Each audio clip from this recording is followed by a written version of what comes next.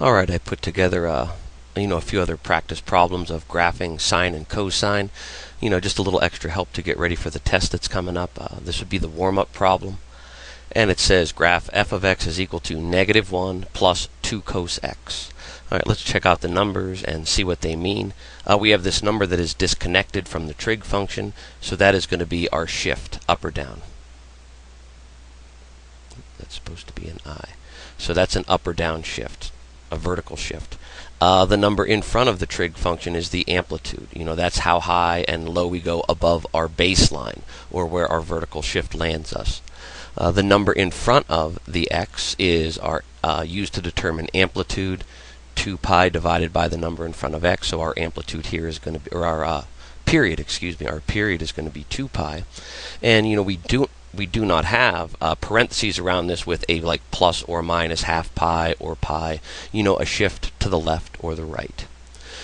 So the first thing we're going to start with is that shift up or down. Our new baseline is going to be -1. Our function usually wraps around the x-axis. This is telling us our new baseline, or the number we're going to wrap around, is -1. So I'm going to put a dotted line there. From there we look at our amplitude. The amplitude from the baseline is up or down 2. So if we're at -1, we're going to go as high as 1. If you want to put a dotted line there, go ahead. And just remember, your function will never go over that dotted line. From the baseline we went up to, we also go down to -3. So that's as low as our function will go. The period is 2 pi, so I'll come out on the x-axis, mark a number out here, 2 pi, chop it in half will be pi, and then chop those in half. So we're going to get 1/4 and 3/2 pi. Okay, we're ready to start graphing. It is cosine, so it's going to start at a peak or valley, a max or a min value, and it's positive, so that means it's going to start at a max. That's the first dot we're going to put at the top of our graph. Remember, we're never going to go higher than 1, so that is our highest peak, our maximum value. And for cosine, 2 pi later, we're right back on another peak, another max value. In between those max values, we will have a minimum right below pi, halfway in between.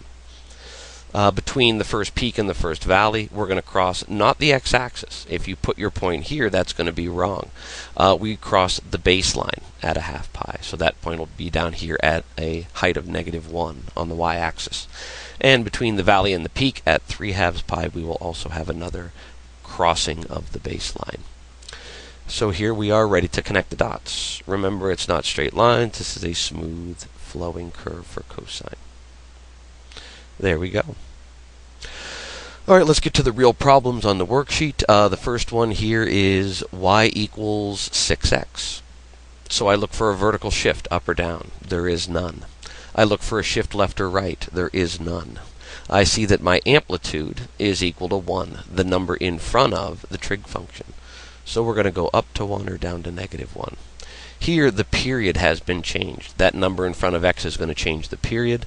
Our usual period is 2 pi, but now we're going to divide by the number in front of x, and if we reduce that, we get pi over 3. Now this is kind of a weird fraction to work with, because remember, that's going to be one cycle. So if we come out here somewhere, we'll put pi over 3. This sine wave is going to do a full cycle, by the time we hit pi over 3. But we need the quarters. We need to chop that up. And how do we chop a fraction in half? We double the denominator. So if this is pi over 3, visually we'll chop that in half. This will become pi over 6. We need the quarter mark too, so we're going to have to chop that in half again. Double the denominator, pi over 12. Now we also need this mark, the 3/4 of the way to the end of the period. How do we find that? We add these two together. So we're going to take pi over 12 and add, if we get a common denominator here, that will be 2 pi over 12. Pi over 12 plus 2 pi over 12 is 3 pi over 12, and that reduces to quarter pi, pi over 4. So there's our marks to mark up the x-axis. Oops, and I got a little bit of that 12. So let's see, sine wave, amplitude 1. Sine starts at the origin. If it's positive, we start heading up. If it's negative, we start heading down. And this is a positive sine 6x. So we're going to start by heading up. And let's see here, at the end of the period, pi over 3, we cross the x-axis again. In between those, we cross the x-axis. And again, because it is positive sine, we're going to start by going up to a maximum value, a peak. And then we'll cross and we'll come down to a minimum value, a valley. And now that we have 5 dots, gotta have those 5 dots, we can connect them and map out our sine of 6x. Here, now our amplitude has changed. It's 8, and we see a number in front of x, which changes the period. So, amplitude 8. And there is no vertical shift, and there is no horizontal shift. We have our maximum value of 8, our minimum value -8. Let's see what has happened to our period. The period is usually 2 pi, but we divide by the number in front of x. 2 divided by a quarter, we could write 2 as 2 over 1, and we're going to bring up the denominator and flip it, multiply by the reciprocal. So our numerator here becomes 8 pi, and our denominator is just 1. So the period's 8 pi. Come out here, 8 pi. Chop 8 pi in half, you got 4 pi. The midway points between would be, of course, 2 pi, and in between 4 and 8 is 6 pi. So we've chopped up our x-axis. Let's see here now. Cosine starts at a max or a minimum value. It is positive cosine, so this will start at a maximum. We're going to start at a peak at 8. 8 pi later, when the cycle's done, we're at another peak. In between the peaks of cosine, we will have a valley down here at -8. And we cross the x-axis, our baseline, in between the peaks and the valleys. 5 dots, connect them. And there we go. Number 3, sine x, and we have this 5. This could have been written as the sine of x plus 5. And that would be a shift up or down. If it's in parentheses, that would be a shift left or right. But let's leave it at this, sine x, and then the plus 5. So, what is our baseline? What are we going to wrap our function around? It's not going to be the x-axis. Now it's going to be the line 5. So if I come up here and put a 5, that's our baseline. And I can do a dotted line out here. Now let's see, our amplitude, the number in front of sine, there is an implied 1 there. So from the baseline, we will go up 1 to 6 or down 1 to 4. Those will be our highs and lows. We'll never go above 6 or below 4. And now we just graph a simple sine wave. Let's see here, sine starts at the origin, but we've been shifted up, so we started here on the baseline. Ooh, and I forgot, we got to chop up our x-axis, don't we? What's the period? The period is 2 pi divided by the number in front of x, and that's a 1. So our our period is 2 pi. We'll come out here, mark out 2 pi, chop that in half, pi. Half of that would be pi over 2, and in between is 3 pi over 2. Those are our quadrant angles from the unit circle. Okay, so sine starts at the origin or at the baseline and the y-axis. 2 pi later, we're right back there. In between, we cross the x-axis again. Because it is positive sine, we will first go to a peak or a maximum value. We'll cross the baseline and then come to a minimum value. So here is our sine wave, the sine of x plus 5, or 5 plus sine of x. And that plus 5 just moved us up. Our sine wave would usually be here, but that plus 5 shifted everything up 5 units. Number 4, a couple things going on here. We do have a shift. We do have a shift up or down, and we can see it's right there, that -4. So let's see, our up-down shift, our vertical shift is going to be -4. The number in front of x, we divide that into 2 pi to get our period. Now this is a little different. We had one like this in class. Our period is 2 pi divided by the number in front of x. And in front of x, there's a pi. So the pi's divide out. And our period is going to be 2. Just 2, not 2 pi. So we can come out here and put a 2, chop that in half for a 1, chop that into a half for a 1/2, and in between 1 and 2 is 3/2, or 1.5, or 1.5. I don't like that 2. There we go. Okay, our shift down was to -4. So if we come down here, we can call this -4. And from that, we have an amplitude of 1. What's the number in front of cosine? The negative is meaningless. Our amplitude is the absolute value of the number in front of the trig function, and that's going to be a 1. So from the baseline of -4, we're going to go up 1 to negative 3 or down 1 to negative 5. And we can start thinking about graphing. It's cosine, so peak or valley is going to be where it starts, and it's negative, and that means we'll start at a low point in a valley. 2 later, the period later, we're back down in a valley. In between the two valleys of cosine will be a peak, right about here underneath the 1. And then in between the peak and the valley, we will cross the baseline at a half. And in between the peak and the valley, we'll cross the baseline at 3 halves. And there's our cosine wave. This one now, we got a shift to the left or the right. So let me draw my XY axes. So the easy stuff first. The amplitude is 5 halves, and we do not have a shift up or down. So we are going to have our baseline is the x-axis. That's what we're going to wrap our function around. And we're going from 5 halves to negative 5 halves on the y-axis. Now it's a sine wave. It'll start at the origin, or it usually starts at the origin, but we're going to have a new starting point. We take what is in the parentheses, t minus pi or x minus pi. You know, they just changed up the variable on us, and we set it equal to 0.